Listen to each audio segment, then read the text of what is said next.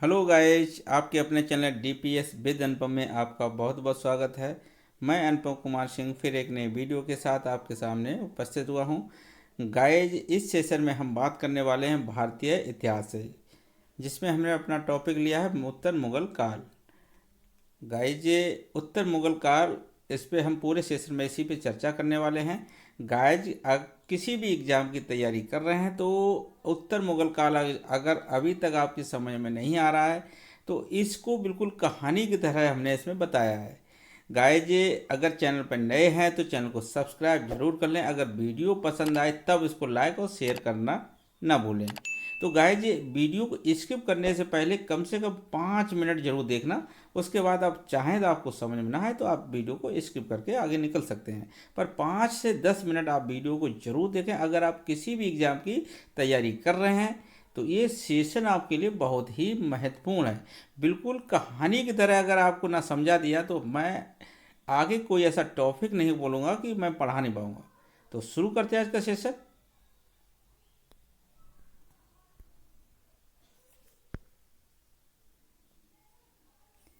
तो गाइज, हम बात कर रहे हैं उत्तर मुगल काल की। उत्तर मुगल काल कब से शुरू होता है? जब औरंगजेब की मृत्यु होती है। तो औरंगजेब की मृत्यु के बाद जो मुगल साम्राज्य चलता है उसको हम उत्तर मुगल काल कहते हैं।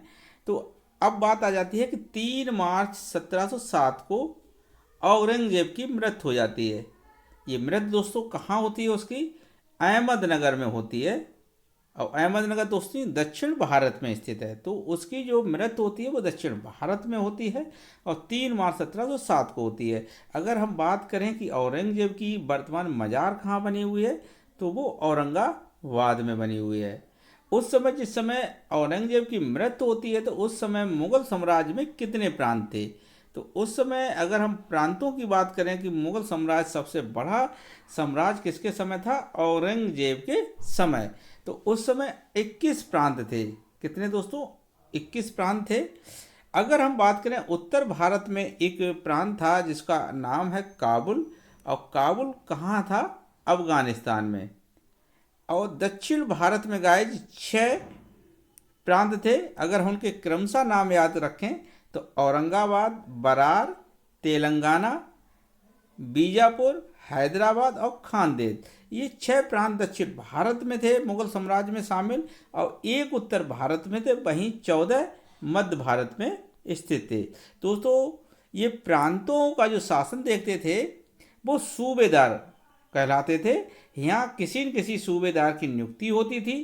तो अब हम बात करते हैं कि औरंगजेब की मृत्यु के समय औरंगजेब के कितने पुत्र थे? औरंगजेब के 5 पुत्र थे। औरंगजेब के उसमें साम्राज्य 21 प्रांतों में बटा हुआ था, और औरंगजेब के जो पुत्र थे 5 थे।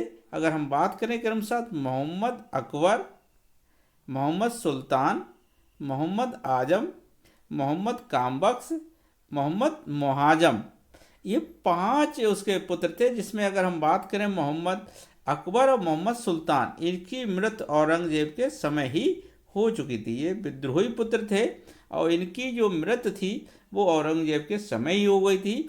अगर हम बात करें कि मोहम्मद अकबर का एक पुत्र था जिसका नाम था निकोसियर।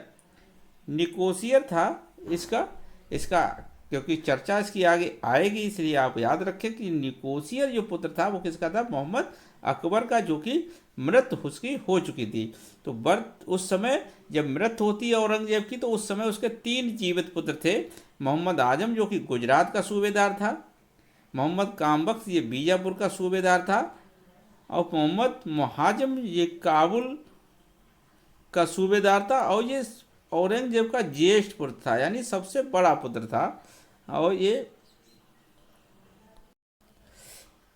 मोहम्मद कामबख्श, जो कि बीजापुर का सूबेदार था, उसका पुत्र था मुई उस सुन्नत। मुई उस सुन्नत, और मुई उस सुन्नत का पुत्र था मुई उल मिल्लत। मुई उल मिल्लत, इसकी चर्चा दोस्तों हम इसलिए यहाँ पे कर रहे हैं क्योंकि जो कामबख्श का जो बेटे का बेटा जो था मुई उल मिल्लत, ये दोस्तों शाहजहाँ तृतीय के नाम से राजगद्दी पर बैठता है। तो इसको याद रखना कि शाहजहाँ तृतीय जो बैठेगा वो किसका पुत्र है? कामबख्श के पुत्र का पुत्र था। मुई उस सुन्नत का पुत्र था, मुई उल मिल्लत। याद रखेंगे। अब आगे चर्चा करते हैं। गाय 14 मार्च 1707 को आजम बादशाह अपने आप को घोषित कर देता है, और ये वजीर जो उस समय होता है औरंगजेब का जो वजीर था असद खां के समर्थन से इसको घोषित कर देता है। और वहीं दोस्तों पुल ए शाहदौला एक जगह है, यहाँ पे दोस्तों इस स्थान पर मुहाजिम अपने आप को बादशाह घोषित कर देता है। यहाँ पर मुहाजिम अपने आप को बादशाह घोषित कर देता है। गाइज दोनों के बीच में उत्तराधिकार का युद्ध होता है, जो कि कहाँ होता है, सामूगढ़ या जजाऊ का युद्ध कहा जाता है। सामूगढ़ या जजाऊ का युद्ध किसके बीच होता है, मोहम्मद आजम और मोहम्मद मुहाजिम, जिसमें दोस्तों आजम मारा जाता है और मुहाजिम की विजय हो जाती है। 13 जनवरी 1709 को कामबख्श के बीच में युद्ध होता है, मुहाजिम और कामबख्श के। गाइज आजम के 2 पुत्र भी थे जो कि इसी युद्ध में मारे गए थे, जिनके नाम क्रमशः हैं बीदर बख्त और बलाजा।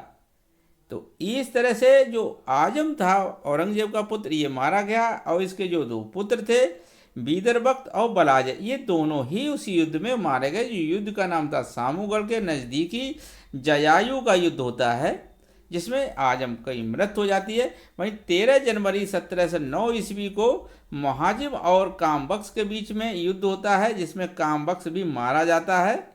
और बहादुर शाह जो मुहाजिम था वो बहादुर शाह की प्रथम, जिसका नाम था बहादुर शाह प्रथम के नाम से ये उपाधि धारण करता है और गद्दी पे बैठता है। शाह आलम प्रथम भी इसको कहा जाता है, किसे, मुहाजिम को। तो मुहाजिम ने जो गद्दी पे बैठा दोस्तों बहादुर शाह प्रथम के नाम से, इसे शाह आलम प्रथम भी कहा जाता है।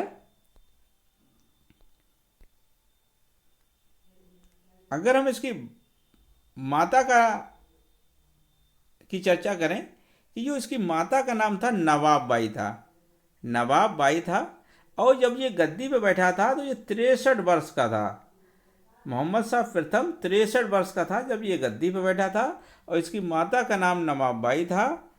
और गाइज इसने एक ऐसा मुगल सम्राट जिसने अपने नाम से पहले सैयद की उपाधि लगाई थी। सैयद, प्रश्न आ जाता है कि सैयद की अपने नाम से पहले किसने उपाधि लगाई थी, ये मोहम्मद शाह प्रथम ने। इसको शाह आलम प्रथम भी कहा जाता है, और इसको अगर रियल नेम है तो मुहाजिम है। बहादुर शाह प्रथम के कार्य क्या हैं, उसके समय क्या कार्य हुए, तो गाइज संभाजी के पुत्र जो थे साऊ, जो कि औरंगजेब के समय 1689 से कैद थे मुगलों के जेल में, तो जिनको क्या है बहादुर शाह के द्वारा रिहा कर दिया जाता है, और जिन्हें दक्कन की सरदेश मुखी वसूल करने का अधिकार दे दिया जाता है। सरदेश मुखी वसूल करने का अधिकार दे दिया जाता है, जो कि 10% था। कितना था सरदेश मुखी, कितना था, 10% था। गाइज आगे बात करते, जजिया कर बंद कर देता है कौन, मोहम्मद शाह प्रथम। वहीं सिख नेता जो थे बंदा बहादुर को लोहगढ़ में बहादुर शाह प्रथम पराजित कर देता है। बंदा बहादुर कौन, ये सिख नेता था, और बंदा बहादुर को सच्चा बादशाह के नाम से जाना जाता था। सच्चा बादशाह की जो उपाधि किसकी थी, बंदा बहादुर की थी। उस समय मोहम्मद शाह प्रथम के समय में 1711 ईस्वी में एक डच शिष्टमंडल आया, किसके, मुगल सम्राट दरबार में डच शिष्टमंडल आया, जो किसके नेतृत्व में है, जोशुआ केटलर के नेतृत्व में आता है। और इस शिष्टमंडल का स्वागत किसने किया, शिष्टमंडल का जो स्वागत किया एक पुर्तगाली स्त्री थी। अब पुर्तगाली स्त्री का क्या नाम था, जूलियान था। इसने इस शिष्टमंडल का स्वागत किया। इस जूलियान का बीबी और फिदवा के नाम से प्रसिद्ध थी। बीबी और फिदवा, प्रश्न कई बार पूछा गया कि बीबी और फिदवा के नाम से कौन प्रसिद्ध थी, जूलियान, जिसने किसका स्वागत किया था, एक डच शिष्टमंडल आया था। वो किसके दरबार में आया था, मोहम्मद शाह प्रथम के दरबार में आया था। इतिहासकार खफी खां ने बहादुर शाह प्रथम को साए वेखवर कहा। किसके नाम से कहा, साए वे खबर कहा। अगर हम बात करें सिडनी ओवन, ये भी इतिहासकार हैं। सिडनी ओवन इतिहासकार, इन्होंने मोहम्मद शाह प्रथम के लिए कुछ कहा तो इनकी जो लाइन है, ये अंतिम मुगल सम्राट था जिसके विषय में कुछ अच्छे शब्द कहे जा सकते हैं। ये बहादुर शाह प्रथम की मृत्यु फरवरी 1712 में हो जाती है। तो ये याद रखना गाइज कि सिडनी ओवन ने यही कहा कि ये ऐसा सम्राट था जिसके विषय में अच्छी बात कहे जा सकते हैं। वहीं साहेब बेखबर किसने कहा? खफी खां ने कहा। इसके बाद मोहम्मद शाह बहादुर के बाद जहांदार शाह बैठता है गद्दी पर। तो जहांदार शाह कौन है, इसकी चर्चा कर लेते हैं। ये जो बैठता है 1712 से 1713 तक, 1712 से 1713 तक। तो ये दोस्तों बहादुर शाह प्रथम के 4 बेटे थे। बहादुर शाह प्रथम के 4 पुत्र थे, जहांदार शाह, अजीम उस शान, रफ़ी उस शान और जहान शाह। तो जहान शाह, रफ़ी उस शान और अजीम उस शान और जहांदार शाह याद रखना गाइज। ये अजीम उस शान, रफ़ी उस शान और जहान शाह के पुत्र भी आगे मुगल सम्राट का पद धारण करेंगे। उत्तराधिकार युद्ध में ये तीनों बेटे उसके मारे जाते हैं, अजीम उस शान, रफ़ी उस शान और जहान शाह। जबकि जहांदार शाह विजय हो जाता है और ये गद्दी पर बैठता है। कब बैठता है? 1712 में, 1713 ईस्वी में। कब बैठता है? बहादुर शाह प्रथम के बाद। तो बादशाह अपने आप को घोषित कर लेता है। ईरानी गुट के जो नेता थे जुल्फ़िकार, जुल्फ़िकार एक ईरानी गुट के नेता थे। जुल्फ़िकार के समर्थन से ये गद्दी पर बैठ जाता है। जहांदार शाह किसके समर्थन से बैठता है? ईरानी गुट के नेता जुल्फ़िकार के समर्थन से। जुल्फ़िकार को जहांदार शाह ने क्या वजीर बना दिया।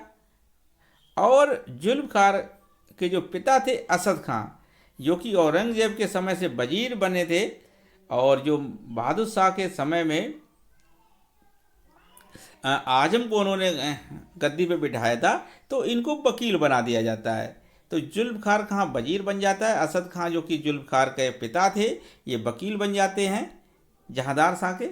जहांदार के कार्य क्या हैं? ये नवाब जब बनते हैं, सम्राट बनते हैं, जहांदार के द्वारा कार्य किए गए। तो गाइज इन्होंने महाराजा की उपाधि किसको दी? अजीत सिंह को। महाराजा अजीत सिंह को महाराजा की उपाधि जहांदार शाह के द्वारा दी गई, जो कि मारवाड़ के शासक थे। कहाँ के शासक थे ये? मारवाड़ के। और मिर्जा राजा की उपाधि जयसिंह को दी गई, जो कि मालवा के सूबेदार थे। और ये किसके द्वारा दी गई? जहांदार शाह के द्वारा। गाइज एक बात याद रखना, सवाई सिंह की उपाधि भी जयसिंह को दी गई। ये किसके द्वारा दी गई थी? सवाई की उपाधि दी गई थी ये जयसिंह को। और किसके द्वारा? फर्रुखसियर के द्वारा। आगे हम गाइज इसकी बात करेंगे फर्रुखसियर की। तो यहाँ पे जो बात आई है इसलिए मेंशन कर लेना कि जयसिंह को 2 उपाधियाँ दी गई थी। एक मिर्जा राजा की, जो कि जहांदार शाह ने दी थी। एक सवाई जयसिंह दी गई थी। सवाई किसके द्वारा दी गई? फर्रुखसियर के द्वारा। राजा राम के पुत्र शिवाजी द्वितीय, जो राजा राम का पुत्र के जो नाम था और शिवाजी द्वितीय था, इसकी माता थी ताराबाई। शिवाजी द्वितीय की माता कौन थी? ताराबाई को 3000 का मनसब प्रदान कर देता है। कौन? जहांदार शाह। और शिवाजी द्वितीय को अनूप सिंह की उपाधि भी प्रदान करता है। अनूप सिंह की उपाधि किसके द्वारा दी जाती है? जहांदार शाह के द्वारा। और किसको दी जाती है? ये राजा राम के पुत्र शिवाजी द्वितीय को। तो यहाँ से इतने ही प्रश्न बनते हैं गाइज। इजारा व्यवस्था, यानी जहांदार शाह के समय गाइज इजारा व्यवस्था लागू की गई। अब इजारा व्यवस्था क्या होती है? ये भू राजस्व वसूली ठेके पे देना, यानी भू राजस्व वसूल करना, इसको ठेके पे दे देना। इसी व्यवस्था को इजारा व्यवस्था कहा गया। ये किसके समय लागू की गई थी? ये जहांदार शाह के समय की गई थी। गाइज एक बात यार, लाल कुमारी एक वैश्या थी। लाल कुमारी एक वैश्या से किसका प्रेम प्रसंग चलता था? जहांदार शाह के साथ ये प्रेम प्रसंग था। लाल कुमारी एक वैश्या थी। गाइज लंपट मूर्ख की संख्या से जहांदार शाह को लोगों के द्वारा कहा गया। तो लोगों की यानी मुगल साम्राज्य की जो जनता थी तो जहांदार शाह को किस नाम से पुकारती थी? लंपट मूर्ख। और जहांदार शाह का किसके संग प्रेम प्रसंग था? लाल कुमारी एक वैश्या के साथ में। और इजारा व्यवस्था किसके समय लागू की गई थी? ये भी जहांदार शाह के समय की गई थी। अनूप सिंह की उपाधि किसे दी गई थी? शिवाजी द्वितीय को दी गई थी। मिर्जा राजी की उपाधि जय सिंह को, वहीं महाराजा की उपाधि अजीत सिंह को। तो गाइज आगे बढ़ते हैं। सैयद हुसैन अली, यहाँ पे गाइज बात नोट करना, सैयद हुसैन अली और सैयद अब्दुल्ला खां के द्वारा असद खां और जुल्फ़िकार से, ये सैयद हुसैन खां, सैयद हुसैन अली ने और सैयद अब्दुल्ला खां ने क्या किया? असद खां और जुल्फ़िकार के द्वारा जहांदार शाह की हत्या करवा देता है। ये दोनों किससे? असद खां और जुल्फ़िकार के द्वारा जहांदार की हत्या करवा देते हैं और फर्रुख सियर को बादशाह घोषित कर देते हैं। फर्रुख सियर को बादशाह घोषित कर देते हैं। अब ये फर्रुख सियर कौन था? ये फर्रुख सियर गाइज अजीम उस शान का पुत्र था। अजीम उस शान का पुत्र था। अजीम उस शान किसका पुत्र था बेटा? ये गाइज अजीम उस शान बहादुर शाह प्रथम का पुत्र था और फर्रुख सियर जो पुत्र था वो अजीम उस शान का पुत्र था। गाइज फर्रुख सियर को ये दोनों सैयद हुसैन अली और सैयद अब्दुल्ला ने क्यों बादशाह घोषित कराया? गाइज अजीम उस शान के द्वारा इन दोनों लोगों को मुगल साम्राज्य में अच्छे पदों पर नियुक्त किया गया था। इसी वजह से क्या करते हैं कि अजीम उस शान के बेटे फर्रुख सियर को नवाब घोषित करते हैं। अब बात करते हैं कि ईरानी दल क्या है, तुरानी दल क्या है, हिंदुस्तानी दल क्या है, इसकी चर्चा कर लेते हैं। ईरानी दल में कौन शामिल था? असद खां और जुल्फ़िकार। इससे पहले हमने गाइज आपको बताया कि ईरानी दल के एक नेता जुल्फ़िकार के द्वारा कुछ कार्य किया गया था।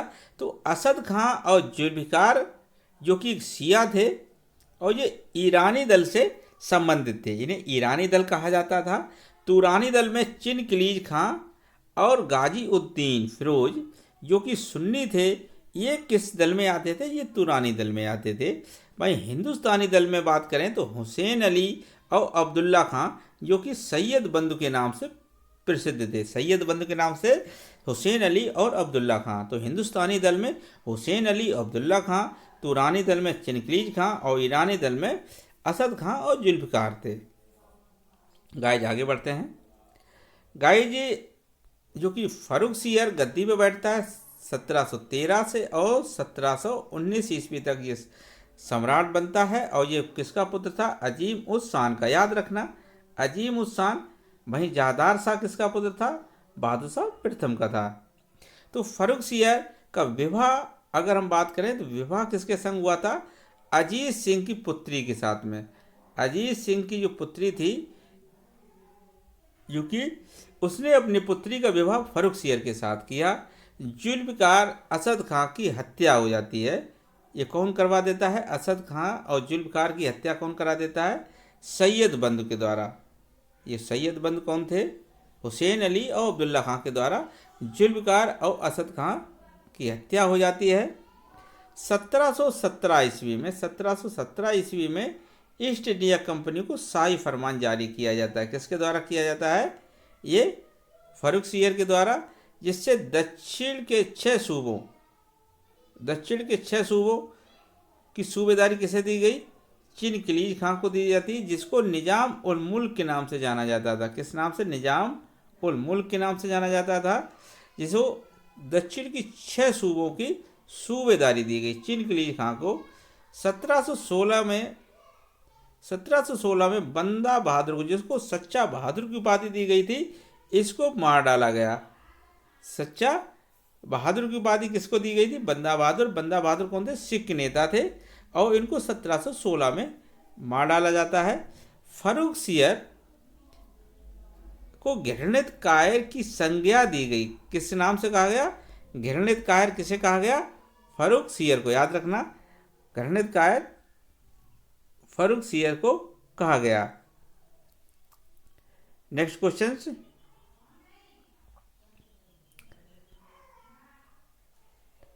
फर्रुखसियर की मृत्यु दोस्तों सैयद बंधु के द्वारा करा दी जाती है। सैयद बंधु के द्वारा इसकी मृत्यु करा दी जाती है फर्रुखसियर की गाइज। और ये रफ़ी उद दर्जात को नवाब घोषित कर देते हैं, सम्राट बनाते हैं। कब? 28 फरवरी से 4 जून 1719 को, यानी कुछ महीने के लिए ही रफ़ी उद दर्जात को ये सैयद बंधु के द्वारा नवाब बनाया जाता है। फर्रुखसियर की हत्या कौन करवा देते हैं? सैयद बंधु करा देते हैं। और ये रफ़ी उद दर्जात किसका बेटा था? रफ़ी उस शान का पुत्र था, रफ़ी उस शान का। जबकि फर्रुखसियर अजीम उस शान का पुत्र था और ये बहादुर शाह का प्रथम का पुत्र था। और वहीं रफ़ी उस शान भी का पुत्र कौन था? रफ़ी उद दर्जात। ये इसको सैयद बंधु के द्वारा नवाब बना दिया जाता है। सबसे कम समय शासन करने वाला मुगल शासक कौन था? तो रफ़ी उद दर्जात था, रफ़ी उद दर्जात। रफ़ी उद दर्जात के ही समय निकोसियर का विद्रोह होता है। निकोसियर का विद्रोह, बात कई बार प्रश्न आया है कि निकोसियर का विद्रोह किसके समय हुआ है? तो रफ़ी उद दर्जात। और निकोसियर कौन था?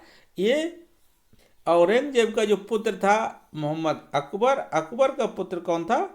निकोसियर का विद्रोह होता है। औरंगजेब के पुत्र मोहम्मद अकबर का पुत्र था। ये कौन था? निकोसियर औरंगजेब के पुत्र मोहम्मद अकबर का पुत्र था।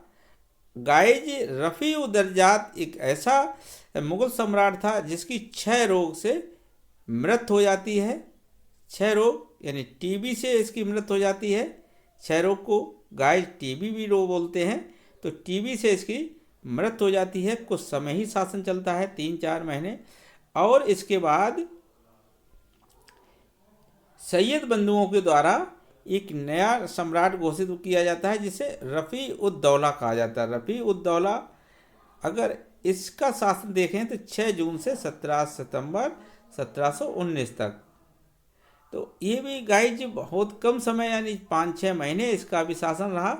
और इसको भी सैयद बंधु के द्वारा नवाब बनाया जाता, सम्राट घोषित किया जाता है। रफ़ी उस शान का दूसरा पुत्र था, रफ़ी उस शान का ये दूसरा पुत्र था गाइज। तो रफ़ी उद दौला कौन? रफ़ी उस शान का दूसरा पुत्र था और इसको सम्राट बनाया जाता है। और रफ़ी उद दौला के द्वारा शाहजहाँ द्वितीय की उपाधि धारण की जाती है। शाहजहाँ द्वितीय की उपाधि कौन धारण करता? रफ़ी उद दौला। और रफ़ी उद दौला बादशाह की, ये बादशाह रफ़ी उद दौला यानी शाहजहाँ द्वितीय था। इसकी पेचिश रोग से मृत्यु हो जाती है। किससे? पेचिश रोग से मृत्यु हो जाती है गाय 1719 में। तो गाय याद रखना कि रफ़ी उद दौला ऐसा सम्राट था जिसकी पेचिश के द्वारा मृत्यु होती है। वहीं क्षय रोग से किसकी? रफ़ी उद दर्जात की होती है। दोनों किसके पुत्र थे? रफ़ी उस शान के दोनों पुत्र थे, दोनों भाई भाई थे, रफ़ी उद दौला और रफ़ी उद दर्जात। गाइज नेक्स्ट है मोहम्मद शाह। अब मोहम्मद शाह जो कि 1748 ईस्वी तक शासन करता है। अब इसके बाद सैयद बंधु के द्वारा इसको ही सम्राट बनाया जाता है। ये जहान शाह का पुत्र था, ये जहान शाह का पुत्र था। गाय जहान शाह किसका बेटा था? अगर गाय आपसे पूछ लिया जाए तो ये बहादुर शाह प्रथम का बेटा था, जहान शाह। तो जहान शाह का जो दूसरा पुत्र था मोहम्मद शाह, ये गद्दी पर बैठता है। अगर इस गाय जिसकी बात करें, इसका जो नाम था रोशन अख्तर, रोशन अख्तर था जहान शाह का पुत्र का। और ये मोहम्मद शाह के नाम से गद्दी पर बैठता है। तो गाय जी मोहम्मद शाह रंगीला के नाम से इसको जाना जाता है, मोहम्मद शाह रंगीला। इसके नाम के पीछे रंगीला की उपाधि लगी थी, मोहम्मद शाह रंगीला कहा जाता था इसको। ये किसका पुत्र था? जहान शाह का। तो सैयद बंधु गाइज इसके समय में क्या है, शासक निर्माता के नाम से प्रसिद्ध हो चुके थे। किसके नाम से? क्योंकि वो ही लगातार जो सम्राट बन रहे थे वो कौन के द्वारा बनाए जा रहे थे? सैयद बंधुओं के द्वारा। सैयद बंधु कौन थे? एक हिंदुस्तानी दल के सदस्य थे, मेंबर थे, जिनके नाम थे सैयद हुसैन अली और सैयद अब्दुल्ला, जो कि सैयद बंधु के नाम से प्रसिद्ध थे और ये शासक निर्माता के नाम से प्रसिद्ध हो गए थे, क्योंकि इन्होंने के द्वारा 4 लगातार सम्राटों को इन्हीं के द्वारा बनाया जा रहा था। तो ये शासक निर्माता भी कहे जा रहे थे। प्रश्न कई बार पूछा गया कि शासक निर्माता कौन कहा, किसे कहा जाता है? ये सैयद बंधुओं को कहा जाता है। गाइस नेक्स्ट देखते हैं। सैयद हुसैन अली की हत्या। तुरानी सैनिक एक था, तुरानी दल कौन था? चिनगिज खां, और तुरानी दल का ही एक सैनिक था हैदर खां के द्वारा 9 अक्टूबर 1720 को हत्या कर दी जाती है तुरानी दल के एक सैनिक हैदर खां के द्वारा। कई बार प्रश्न आया कि सैयद हुसैन की हत्या किसके द्वारा की गई? तुरानी दल के द्वारा। अगर हम पूछ लिया जाए गाइस किस सैनिक के द्वारा की, किसने की? तो हैदर खां ने की थी। किस दल ने की? तुरानी दल ने की थी। अब्दुल्ला खां को उसके बाद विष देकर मार डाला जाता है 13 नवंबर 1720 को। 13 नवंबर 1720 को। सैयद बंधुओं के नाम प्रसिद्ध थे दोनों, सैयद बंधुओं के नाम से प्रसिद्ध थे। अब ये सैयद बंधु कौन थे? गाइस एक तो आपको याद रखना कि हिंदुस्तानी दल के नेता थे और ये बरहा के पुत्र थे। अगर इनकी बात करें ये किसके पुत्र थे? बरहा के पुत्र थे। 1713 से 1720 का जो युग है मुगल सम्राट का, ये सैयद बंधु युग के नाम से भी प्रसिद्ध है। 1713 से यानी फर्रुख सियर के शासन से लेकर और 1720 तक ये सैयद बंद युग के नाम से जाना जाता है। सैयद बंद युग कब से कब तक माना गया? 1713 से 1720 तक। मराठा शासक बाजीराव प्रथम। बाजीराव प्रथम 1737 में घुड़सवारों के साथ दिल्ली में प्रवेश कर गए थे। गाइज मोहम्मद शाह रंगीला के समय क्या होता है कि जो मराठा शासक थे बाजीराव प्रथम, ये 1737 में घुड़सवारों के साथ दिल्ली में प्रवेश किए थे। जजिया कर जो कि 1720 में अंतिम रूप से प्रतिबंध लगा दिया गया था। गाइज फूल बालों की शहर, फूल बालों की शहर नामक एक उत्सव प्रारंभ किसने किया? ये मोहम्मद शाह रंगीला के द्वारा शुरू किया जाता है। फूल बालों की शहर का उत्सव किसके द्वारा शुरू किया गया? मोहम्मद शाह रंगीला के द्वारा, जो कि जहान शाह का पुत्र था।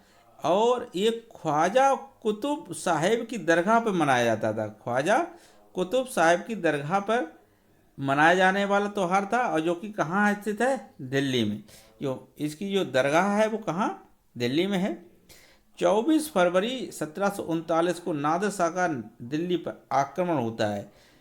तो अफगानी जो नादिर शाह जो था ईरान का बादशाह था, जो कि 24 फरवरी 1739 को नादिर शाह का दिल्ली पर आक्रमण होता है।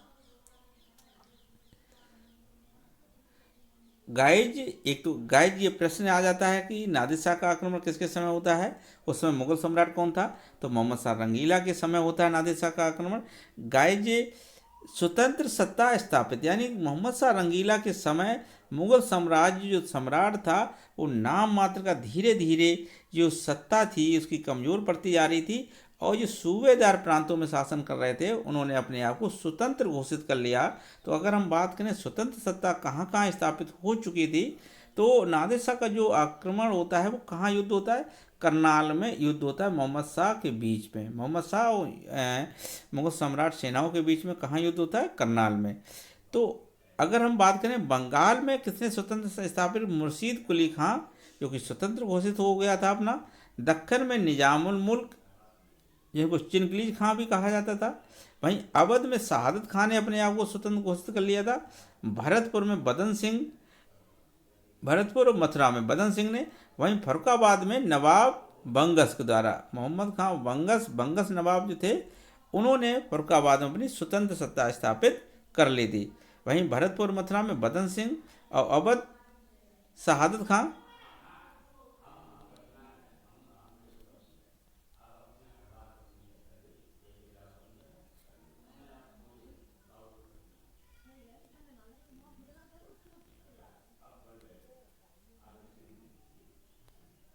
गायचे 1747 आगे 1747 में नादिर शाह की मृत्यु हो जाती है और अहमद शाह अब्दाली शासक बनता है। अहमद शाह अब्दाली जो कि ईरानी नेता था शाह, तो इसकी मृत्यु के बाद अहमद शाह अब्दाली, अब अहमद शाह अब्दाली मुख्य इसलिए हो जाता है कि ये भारत पर इसने आक्रमण किया तो शहानवाज खां के निमंत्रण पर।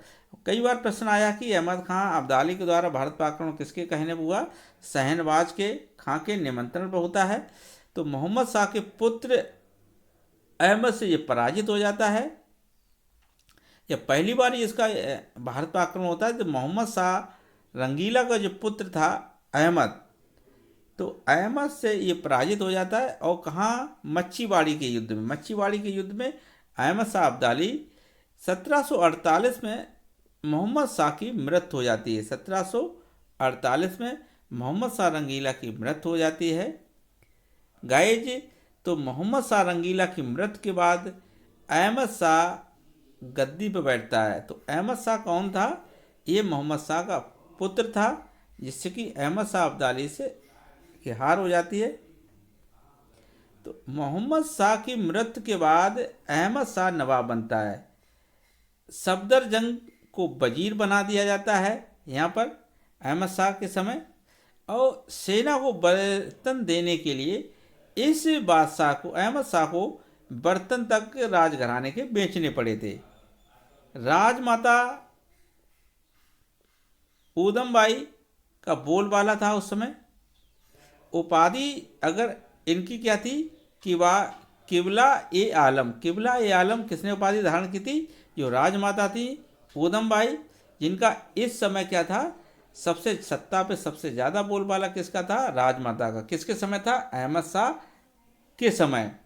अहमद शाह कौन था? ये मोहम्मद शाह रंगीला का पुत्र था। उसके मृत्यु के बाद 1748 में नवाब बनता है, और उसी के समय राजमाता ऊदमबाई का बोलबाला था, जो कि उपाधि थी किबला ए आलम। गाइज, अहमद शाह अब्दाली का भारत पर 5 बार आक्रमण हुआ।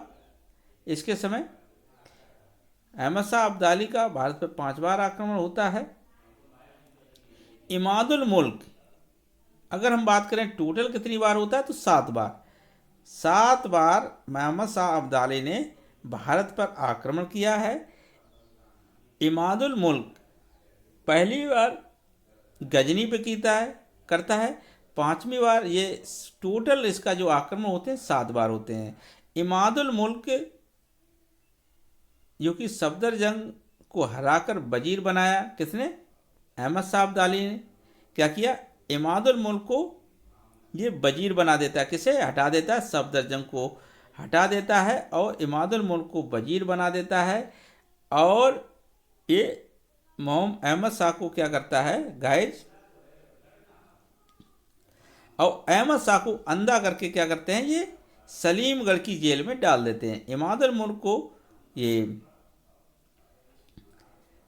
वजीर बनाते हैं और अहमद शाह को अंधा कर दिया जाता है। वहीं मीर बख्शी किसे बनाया जाता है? नजीबुद्दौला को। नजीबुद्दौला को याद रखना गाइज। अहमद शाह अब्दाली मीर बख्शी किसे बनाता है? नजीबुद्दौला को। नजीबुद्दौला को याद रखना। और इमादुल मुल्क को वजीर बनाता है और अहमद शाह को अंधा करके सलीमगढ़ की जेल में डाल देता है। गाइज, आगे बात करते हैं आलमगीर। आलमगीर कौन था? तो आलमगीर 1754 से 1759 तक शासन किया है। तो अजीजुद्दीन नवाब बना। अजीजुद्दीन कौन? नवाब बना। उपाधि इसने धारण की आलमगीर द्वितीय की। आलमगीर द्वितीय की। गाजी उद्दीन कौन था? इमादुल मुल्क की कृपा से, जिसको अहमद शाह अब्दाली वजीर बना गया था जिस समय उसने दिल्ली पर आक्रमण किया था। उसने इमादुल मुल्क को वजीर बनाया था सफदरजंग को हटाकर, और फिर इमादुल मुल्क के द्वारा ही दोस्तों, जिसे गाजी उद्दीन कहा जाता था, और उसने आलमगीर द्वितीय को दोस्तों नवाब बनाया। अहमद शाह अब्दाली का 2 बार आक्रमण होता है। फिर 2 बार आक्रमण किया है। तो 1757 में प्लासी का युद्ध इसके समय ही होता है। 1757 का जो प्लासी का युद्ध होता है उस समय अगर हम कहें मुगल सम्राट कौन था, वो आलमगीर द्वितीय था। इमादुल मुल्क की हत्या करवा दी जाती है। इमादुल मुल्क ने क्या किया, हत्या करवा दी, किसकी, आलमगीर द्वितीय की। आलमगीर द्वितीय की गाइज हत्या करवा देता है और शहजाद तृतीय को इमादुल मुल्क के द्वारा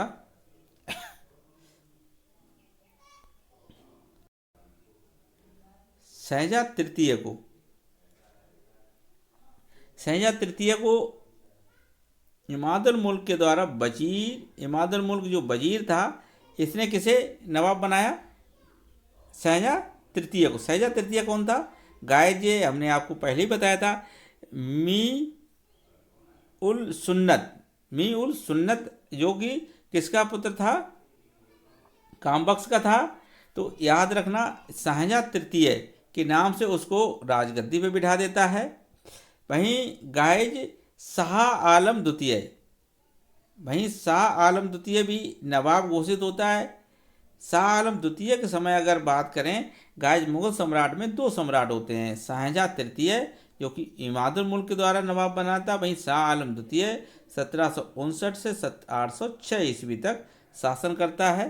तो कुछ समय के लिए शहजाद तृतीय जो कि इमादुल मुल्क के द्वारा बनाया जाता है, तो याद रखना कुछ ही समय के लिए रहता है। वही शाह आलम द्वितीय जो कि 1759 से 1806 ईस्वी तक, इसका वास्तविक नाम था अली गौहर था, जो कि पटना का सूबेदार था। कहाँ का, पटना का सूबेदार था। आलमगीर द्वितीय की मृत्यु के समय, आलमगीर द्वितीय की जब मृत्यु होती है तो उस समय ये कहाँ का सूबेदार था, पटना का सूबेदार।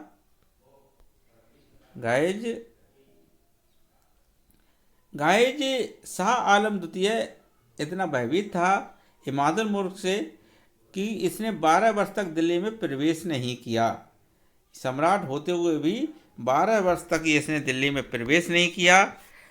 गाइज इसी के समय शाह आलम द्वितीय के समय क्या होता है, 1761 में पानीपत का तृतीय युद्ध होता है। किसका, पानीपत का तृतीय युद्ध होता है, जो कि अहमद शाह अब्दाली के द्वारा आक्रमण होता है 1761 में, और जिसमें शाह आलम और जिसमें गाइज मराठों के बीच और अहमद शाह अब्दाली के बीच में जो पेशवा थे उस समय सदाशिव राव भाव थे, उन्हीं के बीच में दोस्तों क्या होता है, पानीपत का तृतीय युद्ध होता है 1761 में।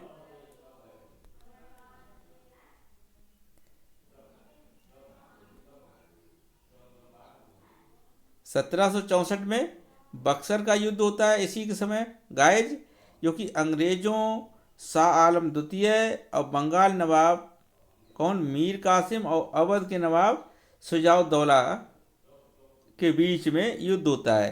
तो गाइज में ये शाह आलम द्वितीय, बंगाल के नवाब मीर कासिम और अवध के जो नवाब थे शुजाउद्दौला, ये एक तरफ थे, वहीं अंग्रेज एक तरफ थे। इसमें दोस्तों हेक्टर मुनरो था, अंग्रेजों की तरफ कौन था, हेक्टर मुनरो ने भाग लिया था, जिसमें कि दोस्तों अंग्रेज विजयी होते हैं और ये तीनों लोग पराजय होते हैं। 1765 में गाइज इलाहाबाद की संधि किसके समय होती है, इसी के समय होती है, शाह आलम द्वितीय के समय। बंगाल, बिहार और उड़ीसा की सूबेदारी अंग्रेजों को दी जाती है। तो बंगाल, बिहार और उड़ीसा की सूबेदारी किसने दी थी, शाह आलम द्वितीय के द्वारा दी जाती, किसे, अंग्रेजों को। 1788 में शाह आलम द्वितीय को अंधा करके कैद में डाल दिया जाता है, किसके द्वारा, गुलाम कादिर के द्वारा क्या होता है, शाह आलम द्वितीय को अंधा करके जेल में डाल दिया जाता है। 1803 में गाइज दिल्ली पर अंग्रेजों का अधिकार हो जाता है। शाह आलम द्वितीय अंग्रेजों का प्रथम पेंशनर बन गया था। गाइज शाह आलम द्वितीय को जब कब्जा हो जाता है, अधिकार हो जाता है, तो क्या होता है कि शाह आलम द्वितीय को अंग्रेजों के द्वारा मात्र पेंशन देने लगे थे। प्रथम बार रुपए का प्रचलन बैंक ऑफ बंगाल के द्वारा 1806 में किया गया था, जिसमें गाइज लॉर्ड बेलजली और शाह आलम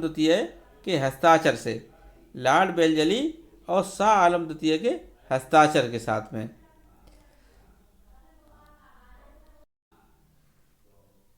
अकबर शाह द्वितीय, तो शाह आलम द्वितीय के हस्ताक्षर और लॉर्ड बेलजली के हस्ताक्षर के साथ में क्या होता है, प्रथम बार रुपए का प्रचलन किया जाता है अंग्रेजों के द्वारा, और बैंक ऑफ बंगाल के द्वारा 1806 में ये रुपए का प्रचलन शुरू होता है।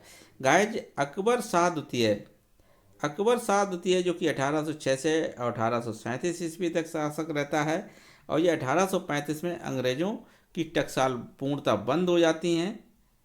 1835 में मुगलों के द्वारा जो रुपए छापे जाते थे वो बंद हो जाते हैं, टकसाल बंद करा दी जाती हैं।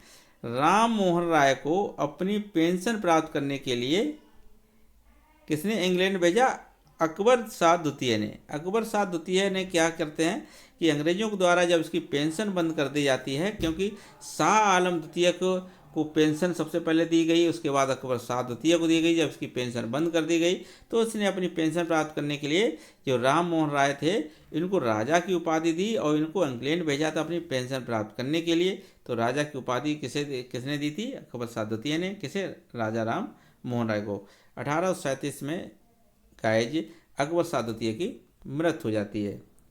नेक्स्ट देखते हैं बहादुर शाह द्वितीय। तो बहादुर शाह द्वितीय दोस्तों 1837 से 1857 के बीच में शासन करता है। इसे अकबर द्वितीय का पुत्र था, ये अकबर द्वितीय का पुत्र था। अंतिम मुगल सम्राट था। कौन, अंतिम मुगल सम्राट बहादुर शाह द्वितीय था। जफर उपनाम से ये शायरी लिखता था। बहादुर शाह द्वितीय जफर उपनाम से शायरी लिखता था। 1857 में प्रथम स्वतंत्रता संग्राम में भाग लेता है।